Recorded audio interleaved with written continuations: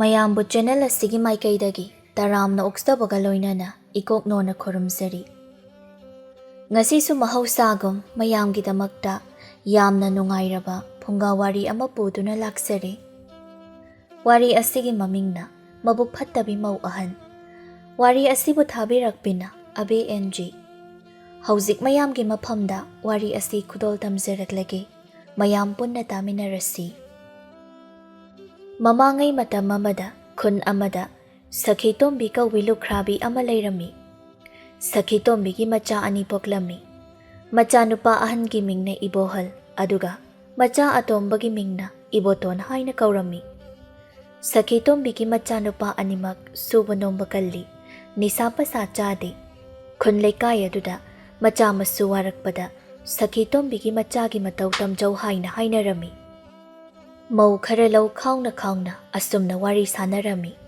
ꯃꯧ ꯑꯃꯅ "ꯀꯔꯤꯅꯨꯡꯒꯤ ꯌꯨꯝ ꯄꯥꯟꯖꯔꯨꯕꯅꯣꯗꯣ ꯍꯦꯛ ꯌꯧꯏ꯫ ꯌꯨ ꯊꯛꯄ ꯅꯨꯄꯥ ꯑꯃꯇ ꯂꯩꯔꯨꯗꯅ ꯄꯨꯟꯁꯤꯁꯦ ꯅꯨꯡꯉꯥꯏꯕ ꯐꯪꯗꯅ ꯁꯤꯕꯗ ꯇꯥꯔꯤ꯫ ꯍꯣꯏ ꯏꯆꯦ ꯍꯣꯏꯒꯤꯗ ꯅꯠꯇꯤꯌꯦ, ꯑꯩꯈꯣꯏ ꯅꯨꯄꯥꯁꯨ ꯑꯌꯨꯛ ꯍꯧꯒꯠꯂꯛꯄꯒ ꯌꯨꯅ ꯍꯥꯟꯅ ꯃꯥꯏ ꯇꯥꯔꯤ, ꯑꯗꯨꯅ ꯌꯨꯃꯥꯏ ꯆꯦꯜꯂꯦ, ꯌꯥꯗ꯭ꯔꯦ꯫ ꯏꯪ ꯇꯞꯄꯗ ꯍꯥꯏꯅꯔꯝꯕꯤ ꯑꯩꯁꯦ ꯍꯧꯖꯤꯛꯇꯤ ꯆꯤꯟ ꯀꯟꯕꯗ ꯍꯥꯏꯅꯔꯤ꯫ ꯌꯨꯝꯒꯤ ꯅꯨꯄꯥ ꯃꯣꯏꯅ ꯂꯝ ꯊꯣꯛꯇꯨꯅ ꯊꯕꯛ ꯁꯨꯕ ꯆꯠꯂꯒ ꯁꯦꯜ ꯇꯥꯜꯂꯒ ꯏꯃꯨꯡ ꯄꯨꯒꯗ꯭ꯔꯥ ꯍꯥꯏꯔꯒ ꯅꯣꯡꯉꯥꯟꯕꯗꯒꯤ ꯅꯨꯃꯤꯠ ꯑꯃ ꯇꯥꯕ ꯐꯥꯎꯕ ꯌꯨ ꯉꯥꯎꯗꯨꯅ ꯑꯗꯨꯝ ꯂꯩ꯫ ꯉꯔꯥꯡꯗꯤ ꯁꯥꯎꯅꯤꯡꯃꯟꯗꯅ ꯆꯥꯛ ꯍꯥꯞꯇꯕꯅꯤꯗꯅ." "ꯑꯗꯩꯗꯤ ꯀꯩꯗꯧꯔꯕ ꯏꯆꯦ? ꯃꯈꯥ ꯇꯥꯔꯛꯑꯣ." "ꯑꯗꯒꯤꯗꯤ ꯌꯨ ꯇꯞ ꯇꯥꯕ ꯃꯈꯩ ꯊꯛꯆꯤꯜꯂꯨꯔꯒ ꯍꯜꯂꯛꯂꯒ ꯆꯥꯛ ꯍꯥꯞꯄꯝꯗꯦꯅ ꯂꯥꯟ ꯇꯧꯕꯅꯤꯗꯅ꯫ ꯑꯩꯁꯨ ꯁꯥꯎꯅꯤꯡꯃꯟꯗꯅ ꯅꯝꯁꯤꯟꯗꯨꯅ ꯐꯨꯕꯅꯤꯗꯅ." "ꯏꯆꯦ ꯈꯔꯁꯨ ꯐꯨꯗꯧꯅꯤ. ꯅꯨꯄꯥ ꯃꯣꯏꯇꯅ ꯅꯨꯄꯤ ꯐꯨꯕ ꯌꯥꯕ ꯅꯠꯇꯦ. ꯂꯝꯕꯨ ꯍꯦꯜꯂꯕꯗꯤ ꯏꯄꯨꯔꯣꯏꯕ ꯑꯣꯏꯔꯁꯨ ꯐꯨꯔꯣ ꯍꯥꯏꯁꯤꯗ ꯂꯩꯔꯦ ꯑꯩꯒꯤꯗꯤ." "ꯑꯗꯨ ꯏꯆꯦ, ꯏꯅꯦ ꯁꯈꯤꯇꯣꯝꯕꯤꯒꯤ ꯃꯆꯥꯅꯨꯄꯥ ꯑꯅꯤꯗꯨꯗꯤ ꯒ꯭ꯌꯥꯟ ꯌꯥꯝ ꯇꯥ ꯃꯥꯜꯂꯤ. ꯊꯕꯛ ꯁꯨꯕ ꯅꯣꯝꯕꯁꯨ ꯌꯥꯝꯅ ꯀꯜꯂꯤ ꯍꯥꯏ. ꯅꯤꯁꯥ ꯄꯁꯥꯁꯨ ꯑꯃꯠꯇ ꯆꯥꯗ ꯃꯥꯜꯂꯤ." "ꯏꯕꯦꯝꯃ, ꯐꯕꯗ ꯈꯨꯟ ꯂꯩꯀꯥꯏ ꯑꯁꯤꯗ ꯃꯃꯤꯡ ꯆꯠꯂꯤꯕꯅꯤ. ꯃꯈꯣꯏꯗ ꯂꯩꯕ ꯅꯨꯄꯤꯁꯤꯡ ꯑꯗꯨꯗꯤ ꯃꯔꯥꯏꯕꯛ ꯐꯔꯕꯅꯤ. ꯏꯅꯦ ꯁꯈꯤꯇꯣꯝꯕꯤ ꯍꯥꯏꯔꯥ ꯃꯃꯧ ꯑꯣꯠꯀꯗꯕ ꯃꯤ ꯅꯠꯇꯦ. ꯃꯕꯨꯛ ꯃꯄꯥꯎ ꯌꯥꯝ ꯐꯕꯅꯤ." ꯑꯁꯨꯝꯅ ꯋꯥꯔꯤ ꯁꯥꯗꯨꯅ ꯂꯧ ꯁꯨꯔꯝꯃꯤ꯫ ꯁꯈꯤꯇꯣꯝꯕꯤꯗꯨ ꯄꯣꯠꯐꯝꯗ ꯊꯣꯛꯂꯛꯂꯝꯃꯤ꯫ ꯁꯈꯤꯇꯣꯝꯕꯤ ꯎꯕꯗ ꯀꯕꯣꯛꯂꯩꯅ "ꯏꯆꯦ ꯀꯔꯥꯏꯗ ꯆꯠꯂꯤꯕꯅꯣ?" "ꯀꯕꯣꯛꯂꯩ, ꯏꯆꯦꯁꯤ ꯉꯥꯔꯧ ꯂꯩꯇ꯭ꯔꯦꯅ ꯉꯥꯔꯧ ꯈꯤꯇ ꯂꯩꯒꯦꯅ ꯊꯣꯛꯂꯛꯄꯅꯤ. ꯅꯪꯕꯨ ꯀꯔꯥꯏꯗ ꯆꯠꯂꯨꯔꯤꯕꯅꯣꯅꯦ?" "ꯏꯆꯦ, ꯏꯆꯥꯅꯨꯄꯤꯒꯤ ꯃꯅꯥꯛꯇ ꯆꯠꯂꯨꯕꯅꯤ. ꯑꯗꯨ ꯏꯆꯦ, ꯑꯩꯈꯣꯏ ꯏꯕꯣꯍꯜꯁꯨ ꯂꯨꯍꯣꯡ ꯈꯣꯡꯗꯣꯡꯕ ꯌꯥꯔꯤ. ꯂꯨꯍꯣꯡꯕꯤꯔꯁꯤꯗꯅ." "ꯀꯕꯣꯛꯂꯩ ꯏꯕꯦꯝꯃ, ꯅꯪꯅꯗꯤ ꯑꯗꯣ ꯍꯥꯏꯔꯤꯕ. ꯑꯗꯨꯗ ꯃꯥꯒꯤ ꯈꯪꯅꯕ ꯅꯨꯄꯤꯒ ꯂꯩꯇꯕ ꯃꯥꯜꯂꯤ. ꯑꯩꯅ ꯍꯪꯕꯗ ꯂꯩꯇꯦ ꯍꯥꯏꯅ ꯍꯥꯏ." "ꯏꯆꯦ, ꯑꯩꯅ ꯈꯪꯕ ꯅꯨꯄꯤ ꯃꯆꯥ ꯑꯃ ꯂꯩ. ꯃꯁꯛꯀꯁꯦ ꯂꯥꯏ ꯃꯆꯥꯗꯧꯅ ꯐꯖꯩꯁꯦ. ꯏꯅꯥꯛꯁꯨ ꯈꯨꯟꯈ꯭ꯔꯕ.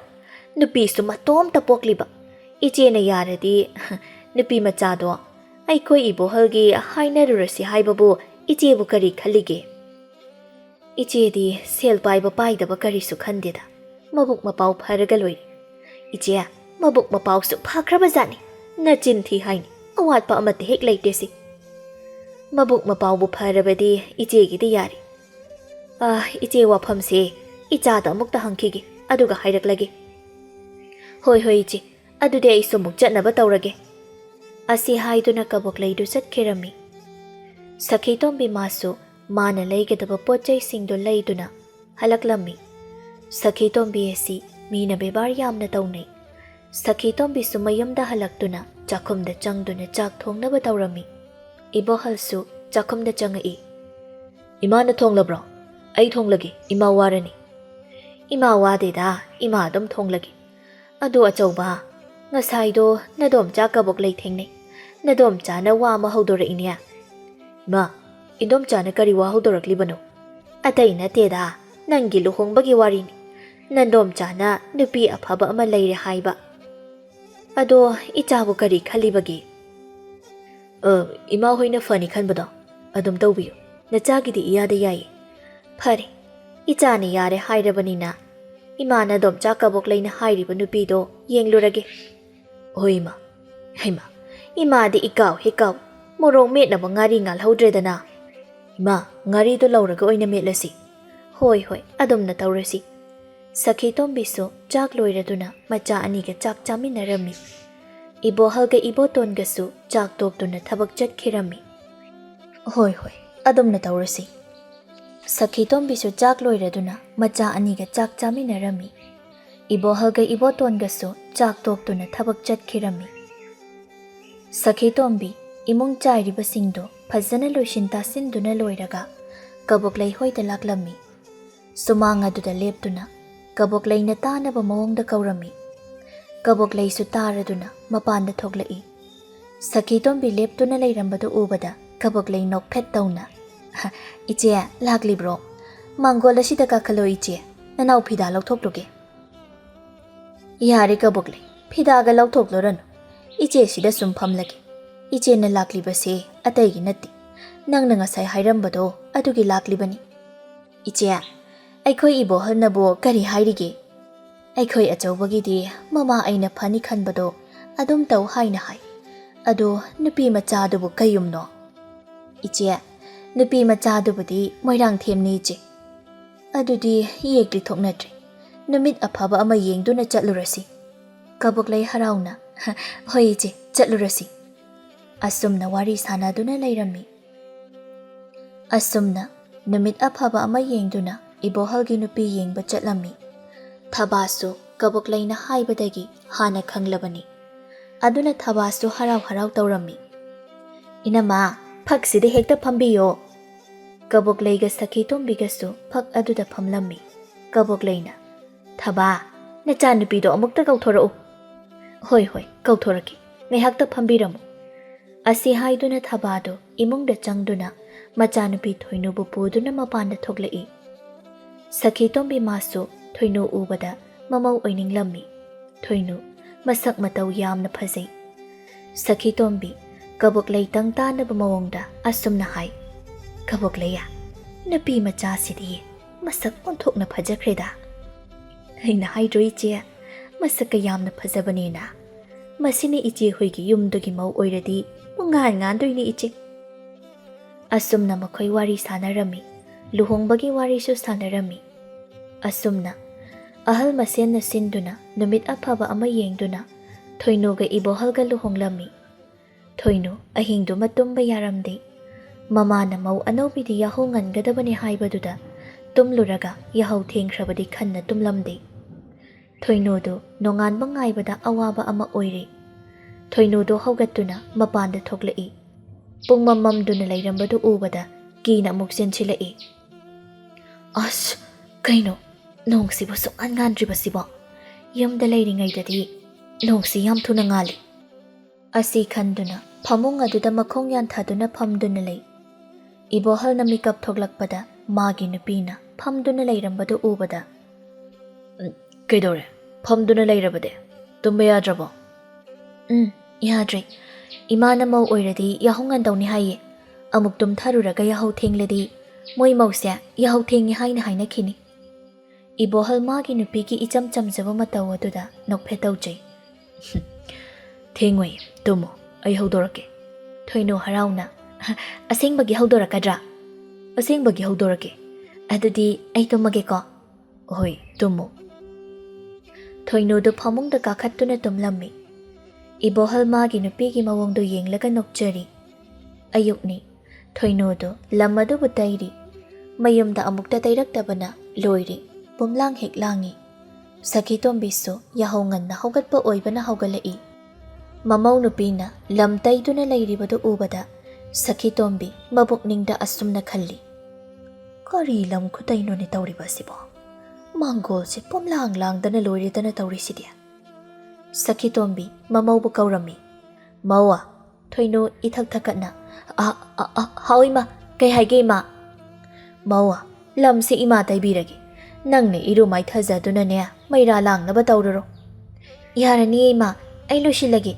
Mina uraga maulaglaga ima dalam tai helena muk hainakini. Aduna na maudum tairage. Sakhitombi mamaugi chamjaba matawaduda nungsibasu phawrami. Karigi haina doino se ima tauragi. Nakhutna sagado hamdok jaruro. Imana yadrabanina ai khut hamdok lagi ko ima. Hoi hoi hamdo. Thoinu suma khut masa hamdok tuna imungda changkri. Sakhitombi ꯃꯃꯧꯅ ꯇꯩꯔꯝꯕ ꯂꯝꯗꯨ ꯃꯀꯣꯛꯇꯒꯤ ꯑꯃꯨꯛ ꯍꯟꯅ ꯇꯩꯔꯝꯃꯤ꯫ ꯊꯣꯏꯅꯨꯁꯨ ꯏꯔꯨ ꯃꯥꯏꯊꯖꯗꯨꯅ ꯃꯩꯔꯥ ꯂꯥꯡꯂꯝꯃꯤ꯫ ꯃꯩꯔꯥ ꯂꯥꯡꯕ ꯂꯣꯏꯗꯨꯅ ꯆꯥꯛꯈꯨꯝꯗ ꯆꯪꯗꯨꯅ ꯆꯥꯛ ꯊꯣꯡꯂꯝꯃꯤ꯫ ꯊꯣꯏꯅꯨ ꯋꯥꯈꯜꯗ ꯑꯁꯨꯝꯅ ꯈꯜꯂꯝꯃꯤ꯫ ꯑꯩꯅ ꯍꯩꯕ ꯆꯥꯗꯅ ꯆꯥꯛꯈꯨꯝꯗ ꯆꯥꯛ ꯊꯣꯡꯕ ꯆꯪꯉꯛꯂꯤꯕꯁꯤꯕꯨ ꯍꯣꯔꯦꯟ ꯑꯃꯨꯛ ꯆꯥꯕ ꯌꯥꯗꯗꯅꯕꯀꯣ꯫ ꯊꯣꯏꯅꯨꯅ ꯑꯗꯨꯝꯅ ꯈꯟꯗꯨꯅ ꯂꯩꯔꯤꯉꯩ ꯇꯥꯟꯖꯥ ꯑꯗꯨꯗ ꯁꯈꯤꯇꯣꯝꯕꯤꯁꯨ ꯆꯥꯛꯈꯨꯝ ꯆꯪꯉꯛꯏ꯫ ꯃꯧ ꯀꯔꯤ ꯍꯤꯟꯖꯥꯡ ꯊꯣꯡꯒꯗꯧꯔꯦ? ꯏꯃꯥ ꯀꯩ ꯍꯤꯟꯖꯥꯡ ꯊꯣꯡꯗꯣꯏꯅꯣ ꯈꯪꯗꯤꯌꯦ꯫ ꯀꯩ ꯍꯤꯟꯖꯥꯡ ꯊꯣꯡꯉꯨꯒꯦ ꯏꯃꯥ? ꯏꯃꯥꯅ ꯆꯥꯅꯤꯡꯕ ꯍꯤꯟꯖꯥꯡ ꯑꯝꯇ ꯍꯥꯏꯌꯣ, ꯅꯃꯧ ꯊꯣꯡꯒꯦ꯫ ꯏꯃꯥꯗꯤ ꯑꯆꯝꯕ ꯑꯣꯏꯅ ꯆꯥꯅꯤꯡꯉꯤ꯫ ꯅꯪꯒꯤ ꯍꯪꯒꯥꯝꯗꯣ ꯆꯝꯊꯣꯡ ꯊꯣꯡꯂꯒ ꯌꯣꯡꯆꯥꯛꯇꯣ ꯁꯤꯡꯖꯨ ꯑꯃ ꯍꯥꯎꯅꯁꯨ꯫ ꯍꯣꯏ ꯏꯃꯥ, ꯑꯗꯨꯗꯤ ꯏꯃꯥꯁꯨ ꯍꯣꯔꯦꯟꯒꯤ ꯃꯤ ꯈꯔꯗꯪ ꯍꯥꯏꯔꯝꯈꯤꯒꯦ꯫ ꯍꯣꯏ ꯏꯃꯥ꯫ ꯁꯈꯤꯇꯣꯝꯕꯤꯁꯨ ꯊꯣꯛꯈ꯭ꯔꯦ꯫ ꯊꯣꯏꯅꯨꯁꯨ ꯆꯥꯛ ꯊꯣꯡꯂꯤ꯫ ꯊꯣꯏꯅꯨ ꯆꯥꯛ ꯊꯣꯡꯅ ꯊꯣꯡꯅ ꯑꯁꯨꯝꯅ ꯍꯥꯏꯖꯩ꯫ ꯍꯤꯟꯖꯥꯡ ꯃꯅꯝ ꯈꯨꯅꯨꯡꯁꯤꯁꯤꯗꯤ ꯆꯥꯛꯀ ꯈꯪꯂꯥꯝ ꯍꯦꯛ ꯂꯥꯝꯃꯤ꯫ ꯍꯤꯟꯖꯥꯡ ꯊꯨꯝꯁꯤꯗꯤ ꯀꯌꯥꯝ ꯊꯥꯛꯅꯤ? ꯏꯃꯥꯅ ꯑꯩꯉꯣꯟꯗ ꯊꯨꯝ ꯊꯥꯛꯄꯒꯤ ꯆꯥꯡ ꯇꯝꯕꯤꯕꯗꯨꯕꯨ ꯀꯌꯥꯝꯅꯅꯣꯅꯦ?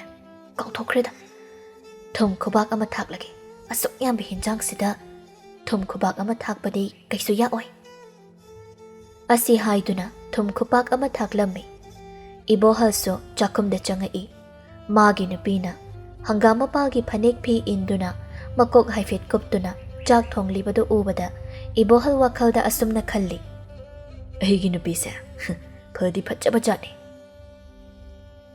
ꯑꯁꯤ ꯍꯥꯏꯗꯨꯅ ꯃꯃꯣꯟ ꯅꯣꯛꯇꯨꯅ ꯃꯨꯟꯅ ꯌꯦꯡꯗꯨꯅ ꯂꯩꯔꯝꯃꯤ꯫ ꯊꯣꯏꯅꯨ ꯃꯥꯅ ꯃꯃꯥꯏ ꯂꯩꯊꯣꯔꯛꯄꯗ ꯃꯄꯨꯔꯣꯏꯕꯅ ꯂꯦꯞꯇꯨꯅ ꯌꯦꯡꯗꯨꯅ ꯂꯩꯔꯝꯕꯗꯨꯗ ꯊꯣꯏꯅꯨꯗꯨ ꯈꯪꯄ꯭ꯔꯦꯛ ꯈꯪꯉꯤ꯫ ꯍꯣꯏꯃꯥ! ꯀꯩꯒꯤꯅꯣ? ꯑꯩ ꯎꯔꯒ ꯑꯗꯨꯛ ꯊꯤꯅ ꯈꯪꯂꯤꯕꯗꯤ ꯑꯩꯕꯨ ꯕꯨꯠꯂꯣ? ꯃꯩ ꯇꯥꯆꯧꯗꯤ ꯀꯩꯁꯨ ꯍꯥꯏꯗꯕ ꯃꯤꯒꯤ ꯇꯨꯡꯗ ꯂꯦꯞꯇꯨꯅ ꯂꯩꯔꯝꯃꯤ꯫ ꯑꯗꯨꯗꯕꯨ ꯈꯪꯗ꯭ꯔꯗꯤ ꯀꯩꯅꯣ? ꯍꯌꯦꯡꯈꯩꯗꯤ ꯑꯩ ꯂꯥꯛꯑꯦ ꯈꯪꯅꯕ ꯂꯥꯎ ꯂꯥꯎꯗꯨꯅ ꯆꯪꯉꯛꯂꯒꯦ꯫ ꯑꯗꯣ ꯃꯩ ꯇꯥꯆꯧ, ꯆꯥꯛꯁꯨ ꯂꯣꯏꯔꯦ, ꯆꯥꯛ ꯊꯤꯗꯣꯛꯆꯔꯨꯔꯥ? ꯃꯩ ꯇꯥꯆꯧꯒ ꯑꯇꯣꯝꯕꯒꯁꯨ ꯊꯕꯛ ꯆꯠꯀꯦ ꯍꯥꯏꯔꯅꯦ꯫ ꯍꯣꯏꯅꯦ, ꯊꯕꯛ ꯆꯠꯇꯣꯏꯅꯤꯅꯦ ꯅꯨꯄꯤ꯫ ꯆꯥꯛꯇꯣ ꯊꯤꯅꯕ ꯇꯧꯔꯣ꯫ ꯏꯃꯥꯗꯤ ꯀꯔꯥꯏꯗ ꯆꯠꯈ꯭ꯔꯦ? ꯏꯃꯥꯗꯤ ꯍꯣꯔꯦꯟꯒꯤ ꯃꯤ ꯍꯥꯏꯔꯨꯅꯦ ꯍꯥꯏꯗꯅ ꯆꯠꯈꯤꯕꯅꯤ꯫ ꯑꯁꯨꯝꯅ ꯋꯥꯔꯤ ꯁꯥꯟꯅꯔꯤꯉꯩ ꯑꯗꯨꯗ ꯁꯈꯤꯇꯣꯝꯕꯤꯁꯨ ꯆꯪꯉꯛꯏ꯫ ꯃꯧ, ꯆꯥꯛ ꯂꯣꯏꯔꯕ꯭ꯔꯥ? ꯆꯥꯛ ꯂꯣꯏꯔꯗꯤ ꯆꯥꯊꯣꯛꯅꯕ ꯇꯧꯔꯁꯤ꯫ ꯉꯥꯏꯍꯥꯛ ꯂꯩꯔꯗꯤ ꯂꯩꯁꯥꯕꯤ ꯃꯌꯥꯝ ꯂꯥꯛꯂꯅꯤ, ꯑꯩꯅ ꯍꯥꯏꯔꯝꯂꯕꯅꯤ꯫ ꯍꯣꯏ ꯏꯃꯥ, ꯅꯃꯧ ꯆꯥꯛ ꯊꯤꯗꯣꯛꯆꯔꯛꯑꯒꯦ꯫ ꯑꯁꯨꯝꯅ ꯊꯣꯏꯅꯨꯅ ꯆꯥꯛ ꯑꯗꯨꯕꯨ ꯊꯤꯔꯝꯃꯤ꯫ ꯃꯈꯣꯏ ꯄꯨꯟꯅ ꯆꯥꯃꯤꯟꯅꯔꯝꯃꯤ꯫ ꯃꯌꯥꯝꯗꯨ ꯆꯥꯛ ꯆꯥꯛꯈꯨꯝ ꯑꯃꯃꯝ ꯍꯨꯛꯄꯒ ꯇꯨꯃꯤꯟ ꯇꯨꯃꯤꯟ ꯂꯩꯅꯔꯝꯃꯤ꯫ ꯊꯣꯏꯅꯨ ꯈꯔ ꯉꯛꯅ ꯀꯩꯗꯧꯔꯒꯦ ꯏꯃꯥ? ꯍꯤꯟꯖꯥꯡ ꯍꯥꯎꯇ꯭ꯔꯕꯣ? ꯏꯕꯣꯇꯣꯟꯅ ꯅꯣꯛꯂꯒ ꯏꯇꯩꯃ, ꯍꯤꯟꯖꯥꯡꯁꯤꯗꯤ ꯍꯪꯒꯥꯝ ꯊꯣꯡꯕ ꯅꯠꯇ꯭ꯔꯦ, ꯊꯨꯝ ꯊꯣꯡꯕ ꯇꯥꯔꯦ꯫ ꯁꯈꯤꯇꯣꯝꯕꯤꯅ ꯃꯧ, ꯅꯪꯕꯨ ꯍꯤꯟꯖꯥꯡꯗ ꯊꯨꯝ ꯀꯌꯥꯝ ꯍꯥꯞꯆꯤꯜꯂꯨꯔꯒꯦ? ꯏꯃꯥ, ꯊꯨꯝ ꯈꯨꯄꯥꯛ ꯑꯃ ꯍꯥꯞꯂꯨꯔꯦ꯫ ꯁꯈꯤꯇꯣꯝꯕꯤ ꯃꯃꯤꯠ ꯂꯥꯎꯊꯣꯛꯇꯨꯅ ꯊꯨꯝ ꯈꯨꯕꯥꯛ ꯑꯃ ꯍꯥꯞꯄꯦꯕ? ꯃꯧ, ꯍꯣꯔꯦꯟꯗꯒꯤ ꯏꯃꯥ ꯆꯥꯛ ꯊꯣꯡꯂꯒꯦ꯫ ꯁꯨꯃꯥꯏꯅ ꯁꯨꯝ ꯆꯥꯔꯗꯤ ꯁꯣꯏꯗꯅ ꯁꯤꯕ ꯇꯥꯔꯦ꯫ ꯊꯣꯏꯅꯨꯗꯨ ꯏꯀꯥꯏꯔꯝꯃꯤ꯫ ꯑꯁꯨꯝꯅ ꯃꯤꯁꯤꯡꯗꯨ ꯏꯁꯤꯡ ꯇꯣꯠꯇꯨꯅ ꯆꯥꯛ ꯑꯗꯨꯕꯨ ꯆꯥꯅꯔꯝꯃꯤ꯫ ꯑꯁꯨꯝꯅ ꯅꯨꯃꯤꯠ ꯈꯔꯅꯤ ꯍꯧꯈ꯭ꯔꯦ꯫ ꯁꯈꯤꯇꯣꯝꯕꯤꯅ ꯊꯣꯏꯅꯨꯕꯨ ꯏꯃꯨꯡꯒꯤ ꯊꯕꯛ ꯏꯪꯈꯥꯡ ꯇꯝꯕꯤꯕꯗꯒꯤ ꯈꯔ ꯃꯈꯩꯗꯤ ꯍꯩꯔꯦ꯫ ꯅꯣꯡꯃꯒꯤ ꯅꯨꯃꯤꯠꯅꯤ꯫ ꯁꯈꯤꯇꯣꯝꯕꯤꯗꯨ ꯃꯃꯧꯅ ꯆꯥꯅꯕ ꯁꯤꯡꯖꯨ ꯂꯩꯕ ꯄꯣꯠꯐꯝꯗ ꯂꯥꯛꯂꯝꯃꯤ꯫ ꯏꯆꯦ ꯄꯤꯁꯛ, ꯁꯤꯡꯖꯨꯗꯨ ꯂꯨꯄꯥ ꯑꯃꯠꯇꯒꯤ ꯇꯝꯕꯤꯌꯨ꯫ ꯍꯣꯏ ꯍꯣꯏ, ꯇꯝꯒꯦ꯫ ꯉꯥꯏꯍꯥꯛ ꯉꯥꯏꯌꯨꯀꯣ ꯁꯈꯤꯇꯣꯝꯕꯤ, ꯍꯥꯟꯅ ꯂꯥꯛꯄꯁꯤꯡꯁꯤ ꯑꯃꯨꯛꯇ ꯍꯥꯟꯅ ꯄꯤꯈꯤꯒꯦ꯫ ꯍꯣꯏ ꯏꯆꯦ꯫ ꯑꯗꯨ ꯁꯈꯤꯇꯣꯝꯕꯤ, ꯅꯪꯒꯤ ꯍꯟꯗꯛ ꯂꯥꯛꯄ ꯅꯃꯧ ꯅꯨꯄꯤꯗꯨꯗꯤ ꯀꯃꯥꯏ ꯇꯧꯏ? ꯃꯕꯨꯛ ꯃꯄꯥꯎ ꯐꯕꯔꯣ? ꯏꯆꯦ, ꯃꯕꯨꯛ ꯃꯄꯥꯎꯗꯤ ꯐꯩꯌꯦ, ꯄꯪꯕꯗꯤ ꯀꯔꯤꯅꯣ? ꯑꯩꯗꯤ ꯏꯃꯧꯅꯤ ꯀꯥꯏꯅ ꯈꯟꯗꯦ, ꯏꯆꯥ ꯅꯤꯉꯣꯜꯃꯛꯅꯤ ꯍꯥꯏꯅ ꯈꯜꯂꯤꯕꯅꯤ꯫ ꯍꯜꯂꯛꯀꯦ, ꯍꯩꯁꯤꯡꯗꯣꯏ ꯁꯔꯨꯛ ꯄꯪꯕꯅ ꯐꯩ꯫ ꯑꯩꯈꯣꯏꯒꯤ ꯃꯧꯁꯤꯡꯗꯨꯗꯤ ꯍꯩꯃꯟ ꯁꯤꯡꯃꯟꯗꯅ ꯄꯁꯤꯡ ꯊꯣꯛꯏ꯫ ꯍꯥꯏꯅ ꯏꯆꯦꯒꯤꯗꯤ ꯏꯆꯥ ꯑꯍꯨꯝꯃꯛ ꯂꯣꯏꯅ ꯅꯨꯄꯤ ꯊꯤꯔꯦꯀꯣ? ꯊꯤꯔꯦ꯫ ꯃꯥꯒꯤ ꯅꯨꯄꯤ ꯂꯥꯛꯂꯕꯅꯤꯅ ꯃꯃꯥ ꯑꯩꯒꯁꯦ ꯍꯟꯅ ꯌꯦꯡꯈꯤꯗ꯭ꯔꯦ꯫ ꯁꯦꯜ ꯂꯧꯔꯝꯗꯥꯏꯗ ꯈꯛꯇꯅꯤ ꯃꯈꯣꯏꯅ ꯃꯃꯥ ꯅꯤꯡꯁꯤꯡꯉꯛꯇꯣꯏꯁꯤ꯫ ꯁꯈꯤꯇꯣꯝꯕꯤ ꯕꯦꯝꯃ, ꯅꯪꯗꯤ ꯅꯔꯥꯏꯕꯛꯄꯨ ꯐꯩ, ꯅꯃꯧ ꯑꯐꯕꯤ, ꯁꯦꯜ ꯄꯥꯏꯕꯤ ꯑꯃ ꯐꯪꯂꯤꯕꯗꯨ꯫ ꯑꯩꯈꯣꯏꯒꯤ ꯂꯥꯏꯕꯛ ꯑꯁꯤꯗꯤ ꯀꯔꯤꯅꯣ ꯈꯪꯗ꯭ꯔꯦ꯫ ꯏꯆꯦ, ꯑꯩꯒꯤꯁꯨ ꯑꯃ ꯋꯥꯠꯂꯤ, ꯑꯁꯤꯅ ꯀꯔꯣꯝꯗ ꯊꯣꯛꯇꯣꯏꯅꯣ ꯈꯪꯗꯦ꯫ ꯁꯈꯤꯇꯣꯝꯕꯤ ꯕꯦꯝꯃ, ꯅꯪꯒꯤꯗꯤ ꯅꯆꯥ ꯂꯣꯏꯅ ꯐꯩ, ꯀꯔꯤꯁꯨ ꯇꯧꯔꯣꯏ꯫ ꯁꯦ, ꯅꯪꯒꯤ ꯁꯤꯡꯖꯨ ꯍꯥꯏꯕꯗꯣ ꯁꯤꯗ ꯂꯩꯔꯦ꯫ ꯏꯆꯦꯅ ꯐꯅ ꯌꯥꯝꯅ ꯍꯥꯞꯄꯤꯔꯕꯅꯤ꯫ ꯍꯣꯏ ꯏꯆꯦ, Ini imau hauna hekta charurage ichegi singjusi. Asi haiduna Sakhitombidu singjudu puduna chatkirami. Nongmagi numitni Ibotonga Yaibiga unarami. Yaibina Taiboton ai ngasidi yumda hanjin mangamlaroi. Ngasidi ai bunoida puro. Yaibi matam khara laikisi. Ta chawsulu humba koidri kamaina ibani muk chendoino. Nangna dumaina hairingaida aise migi oibana hankraniye. Imana makhoigi mata amagi machada aibu thajanaba wa puma loikre hai. Adu oiragana honglodana. Kayanda laina hairibanoba. Aina hojik mangda leiriba pukrisida chongthaduna thawai thani ko. Iboto nokmi tawraduna. Nangbu ngambu ngamgadrane. Yaibi phamlambadagi phuk haugatuna. Ngamoidaba manbra yeng namang maktada shibige. Asi haiduna chatke tawi. Iboto na Yaibigi khudang do tapai. Yaibi nang shiri angang macha ya mali. Ai di hairibasini ngasigi numita chendrabadi ai itomda sijagane hairibasini. Iboton makok adu hotuna. Aibu ngasi nupi chenba taribro tawribasibo. Hoida he nupi chenba bu kaidawi haike. Mi suloina chenariba ngaktani. Asumna Iboton ga Yaibiga do chelammi. Somdana phana thenglaba phauba macha halaktabaduda leiba yadraduna Sakhitombidu mangoladuna phamduna macha halakpa ngaiduna leirammi. Thoinosu imongdagi thoglai. Ima chak loire thirora. Mawa ngayak leikisi. Nanaw nupado thabak chatkibadagi hojik phauba halaktri. Aikhoya tombabu hojik phauba halaktribrani ima.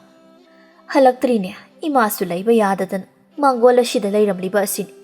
Matam phattabani. Karaitano mana leiramdoishibo. Tanjaduda Ibotongi matau phaijaw laklammi. Sakhitombi phaijawbu ubada. Phaijaw nang laklibra. Nataudi halaktrine. Imabo itaudo thangnaba khudagi nupi ama puduna lai. Paw sitamge haidana ai lakpani imabo. Ha nataubu thangnaba khudagi nupi ama purakle haiba. Adubo oiradi phai. Imabokti matam phattaba sida pakhatlurabani. Laibadi noida lehauba natro. Hoi aikhoida lehawi imabo. Phare imabo hayeng lauba laklage. Ngasigidi noida phajana laiminaro. Hoi imabo. Asi haiduna phaijaw su satkri. Thoino na manemda asumna hai. Ima aikhoy tombagi nupido yam yengninge. Ima yenglusiba. Mawa hayeng oine imaga chatuna yengusi. Lao chak chanaba tawrurasi. Hoi ima. Asumna imongda changduna chak chathoklammi. Asumna pathanarami. Mathangi namitni Sakhitombidu mamau nupi ahanga laikai mau khara puduna mamau loba chatlammi. Mau amana masak phajabadi mau atombi asidagi mau ahal asina khara heli phajaba. Mau amana mau atombi sisu phajaida. Ine Sakhitombi naraibak phaiko namau masak matau phajabi anina seba tawdawri. Sakhitombi nokladuna. Aigi imau animak masak loina phajai. Amana su hende amana su tade. Thoinodo Yaibigi manakta phamduna. Inaw aise Ibotongi matai mani. Yaibi thoino nokphetta maktawi thoino na hai. Aikhoy tombasya nupi khanbabu anthoknabu haikre. Haikre. Asumna wari watai nge haksana duna Yaibi bu yumda puraklammi. Thoino made haraujai. Upuda mapi atang badu puthokduna. Inaw si setlusi nangonde yamna pakjani natraga si setkera phi mayam sidagi nangi apamba makhallo. Mau amana noklaga. Thoinoa nangbo ngawrabro. Chelakpagi phi hongdoknaba muka phi atangbuda piba hongnabro. Icham chamba phi phanek ama puthoraklabasu yabadubu. Yaibi wakhalda. Magise aina kalaknaba magi phirol atangbasingse uliba kaidunine. Aina kalaksu kalakpiroidabada. Yaibi mabuk phattabagi haunabi phattana loina khalammi. Ibo halga sagaigi ahal ani amaga tawduna paw haidokpa chatlammi. Nupi mayumda yamna nanglammi. Aduna ikoy-koydana luhongsi haina hairaklammi. Nupa mayumsu nupi mayumna adumna hairaklabanina yarammi. Asumna Yaibi ke Ibotonga su luhonglammi. Yaibi magidi imong wabanina upu ama kangthol amadagi hena hapaklamde. Khun adugi miwa ngang pamjabi mausingdo makhoi masel punchenduna. Hoi ichea, moigi ngarang iche Sakitombigi machagi luhongbadudi awunpot ka amata ulakta malida. Hun nupi mayumdo yamna wai haina haibani. Phana leida lairabasu sana machet amata hapakpadi yaidana. Aduso hapakti. Iche Sakitombigi mamau ahaldugadi yamna khetnara male. Khetnadadi kaino. Iche Sakitombigi mamau nupi ahaladudi sel namthi kai paiba imungni. Nupi matomta supoi haibani. Iche na khangdaba amatte hek leite he. Ado moi ngarangi maudo haipayam saramdo mal masakto yadeba. Adubudi ai sumale haige tawribani. Mau ahalgado chabi khidawriba potni. Asumna miwangang do na lairami. Somdana yaibidu mau anawbini kaina yahawgangan na hogatpiba natte. Yahaw theng na hogatlami. Maduda thoino na asumna hairami. Inaw, mau anawbi oiradi yahawdo kharanga na hogatlune. Mau anawbini yahaw theng base mini yamna ngangnabani. Aidi luhongba numittu masuktom hektomde. Thoino mana chamna hairiba wadu yaibina phattana khalami. Yaibi noksinna duna. Ichia, aido isa khra nungaitadana yahaw thengdokraba. Hoi hoi, hayengdagi ngaluko. Iche lamga taiba loina loirabani. Iru maithajaraga maira langbadudi nangna lango. Hoi iche. Asi haiduna yaibido praprap thokirami. Thoino masu kaisu khanda imongda changai. Yaibido kada sauna changai. Iboton magi nupina sauna changakpado ubada. Nubi, kaidawremo? Paitana muk changaklabadi. Honnoi natai masi haipayam sayi. Aine yamna hainaroi dawri. Itai mana kari hairaino. Ho mau anawbini yahaw thengbase mina ngangnabani hayengdagi khara nganna hogatlo haina hairaklibani. Itai mana harido chumdro. Nangdi ngarangta luhongduna yum masida lakpada ngairi. Yahawdi numit yunglakanda hogatle. Ho aisu isa nungaitabagi thengna hogatliba. Farese. Nangsu iru maithajaduna imungi thabak khara yawsiluso. Yaibi machindu paiduna thokhirami. Yaibidu iru maithajaduna maira langba loiduna chakumda changduna chak thongnaba chak mai thagatli. Thoino su chakumda changai. Thoino yaibida yengduna. Inaw, aikhoigidi kahinjang thongdawre. Ichia, kobi leise oina thaw ngawraga thongjilage. Imadi thaw thumse kaya chadabani. Thongjilo imana chanaba champutuna ai phulaklage. Yaibi sauningbadu lochenduna. Hoi iche. Yaibi mabuk ningdadi asumna khalli. Mana mau ahal oirabani kaina inibok yam sai. Adubudi khardang ngairi. Aina torokpadi yeng. Ai yaibi ni. Yaibi. Mini hinjinba yadaba yaibi. Yaibi do sauningna chak adubu thonglammi. Thoinona. Inaw, thum thakpa haidrasu iche thake. Iche da hairo. Haye iche. Yumda aina dum thongai. Oh, adubu oiradi phare. Khangdadana thum khubak amamuk thakluradi chaba yararoi dawani. Tanjaduda Sakhitombi masu chakumda changai. Mamau anina chak thomina duna lairambadu ubada mamo noktuna. Chak thongba hauridana. Kari henjang thonglaba. Thoinona. Ima, inawna kobi lay thaw ngawraga thongi. Aini imagi champut khara phutle. Imadi thaw thom yamna chadabaduda. Phare.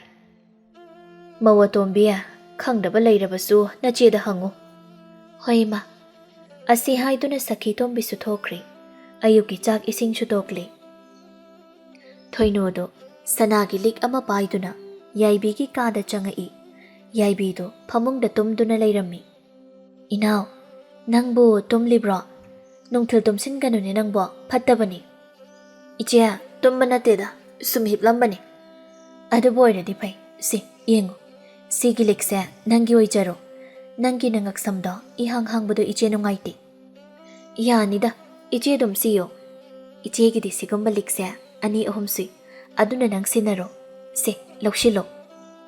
Yaibi su lawshilami. Thoino wa makha tari. Inaw, iche ki upuda pirol phajaba mayam yawbani. Nang ininglabasu adum illo. Hoi iche. Aisu haujikti inaw lakpadagi am nungairi. Hanadi itomta lairambani. Haima, ahidi ikaw-kawi. Nakhoi Taigi Piso Haidana Hirambani, Ichiamuk the Sudok Lukigi, Netra the Gang Hoda Batari. Hoichi, Sudok Luro, Toino Sutokri, Yaibi Mabuk Ninda Astum Nakali. Aibo, Lyra by Mung the Gila Haiduna, Suyam no Ushitabo, Magi Likasa, Laktana Lankigi. Asi Haiduna Toino na Pirambalikto, Laktana Langi, Iboton Magi Makong Maya the Tarami, Iboton, Lik Adobo Kungatuna. Nubi, Kaigino, Nang the Lik Asibo, Lang Take Libade. Ho Nakhoi Tay Mahipasing Bituna Pirambalikni, Aina Palm the Lang Take Liba. Kariginang di Palm Jiba. Nangi Sanagi Lake Hapakta to the Nungaita Duna Pirapo Iramgani. Ho Palm Jedre, Nung Shidanaga Pibaneti. Magi Sanama Yam Yaure Ina, Utpayana Piram Libani.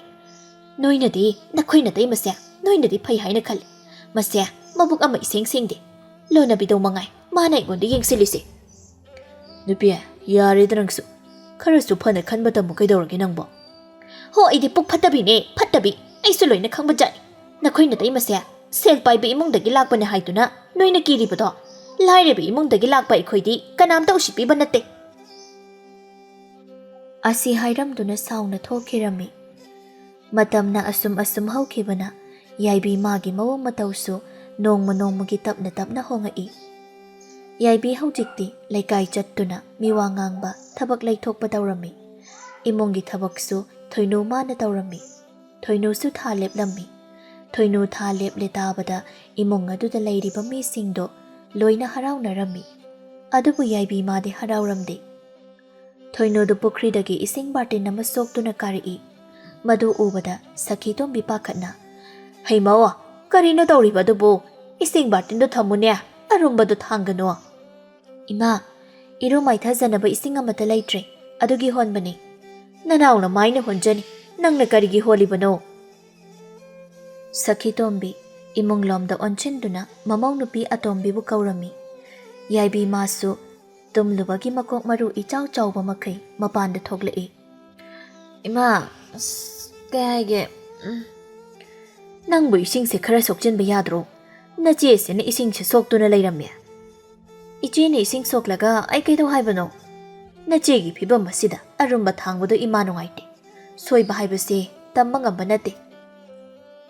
Adu oiragana imako kholodana isingdo ai sungamdre imongi thabok mayam sitawna bohatnabada ngahak to pothaba phausangdre ai sibu ima hoigi mitam minai wina ubirura bro mawotombia karino nang ngasi hairiba mayam se aina ngasi hairiba mayam se ima hoigi nawongna tawduna hayanba mauda achan mira naiba ichebuna ina khunba imongi machane haiduna lumna nushina tawba aduga ibuna lairaba machane haiduna minai gumna khanba hai mawotombia Imana na Koyanigi Marakta, Khetnaba Amata Thomkidabaniko. Yari ma, Namosuloina Kangi, Imana Kalibado. Toinuna, Inao, Kaigino, Nangni Imagi Jintakta Komlibado. Imana Hairibase, Ekoigi Panabani. Masipum Namakse, Ichigi Maram taking actani. Mapan Tonda Pobisabana di Canaro Yeche. Hey, Mawotombia, Nang na Pam Libasicarino. Namona Apamba Hijo Hiradi, Namodonga Jabu Pame. Shakito Mingakna. Kari, Tungana Jabu Pame Haiba. Nasida gay quite Tungana Chazakregi. Imadi Imagi Namo a Jan Besiga Jabiro. Asi Hiram Dunayai Bido, Imong the Junkie. Sakiton Bidunga Sidi Matwai Adukimatik Nungai tree. Mamitagi Mapi Paubatari.